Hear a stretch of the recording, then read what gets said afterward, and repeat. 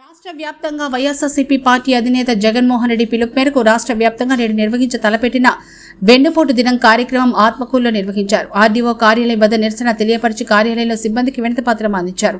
Rally అనంతరం మాజీ MLA Mekapati Vikram Reddy మాట్లాడుతూ ప్రభుత్వం ఏర్పడి ఏడాది పూర్తవుతున్నా ఇప్పటి వరకు ఒక్కటంటే ఒక్క పథకం కూడా అమలు చేయలేదని, ఎన్నికల్లో ఇచ్చిన హామీలను వేటిని కూడా నెరవేర్చకపోవడంతో ఇది ఈ ప్రభుత్వం ప్రజలకు చేసిన వెన్నుపోటుగా భావిస్తూ తాము ఈ రోజును వెన్నుపోటు దినంగా ఈ నిరసన తెలియపరిచినట్టు తెలిపారు.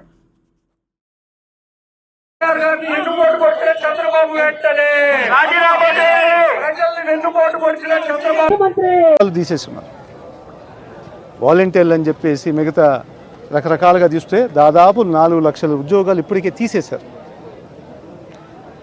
ఎవరికి ఉద్యోగం లేదో నెలకు 3,000 అంత ఇస్తామని చెప్పి కూడా చెప్పారు. మళ్ళీ మెడికల్ కాలేజెస్ పెడితే మన జగన్మోహన్ రెడ్డి గారు ఎంతో పెద్ద ఆలోచనతో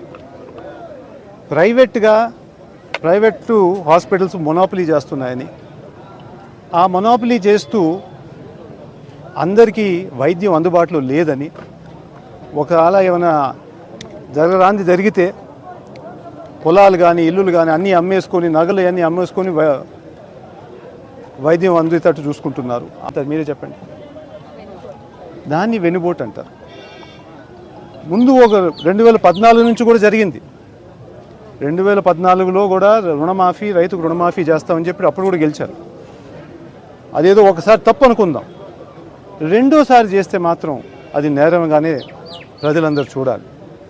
అందుకు జగన్మోహన్ రెడ్డి గారి పిలుపు మీద ప్రజలందరూ మళ్ళీ ఇది మర్చిపోకూడదని ఈరోజు వెన్నుపోటు దినంగా గుర్తు చేసుకుంటూ ప్రజల తరఫున పోరాడే బాధ్యతగా తీసుకొని, మీరు గమనించుంటారు గత సంవత్సరంలో ఎవరన్నా వాళ్ళు చేసే దానికి ఎవరన్నా గుర్తు చేస్తే, ఏమయ్యా అమ్మఒడి ఎందుకు ఇవ్వలేదు, ఏమయ్యా ఇది ఇంకా చేయూత అనేది ఆడబిడ్డ నిధి అనేది ఎందుకు ఇవ్వలేదు, ఫ్రీ బస్ ఇంకా ఇవ్వలేదు అని కొంతమంది అడిగితే సోషల్ మీడియాలో పోస్టులు పెట్టారు.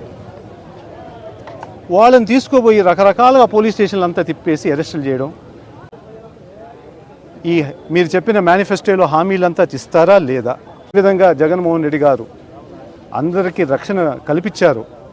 అదంతా మీరు ఇప్పుడు తీసిన దానికి తప్పకుండా పోరాటం కొనసాగిస్తూ మళ్ళీ బయటకు వచ్చి మీ అన్నీ అమలు చేసేదాకా మాత్రం మా పోరాటం జరుగుతూనే ఉంటుంది.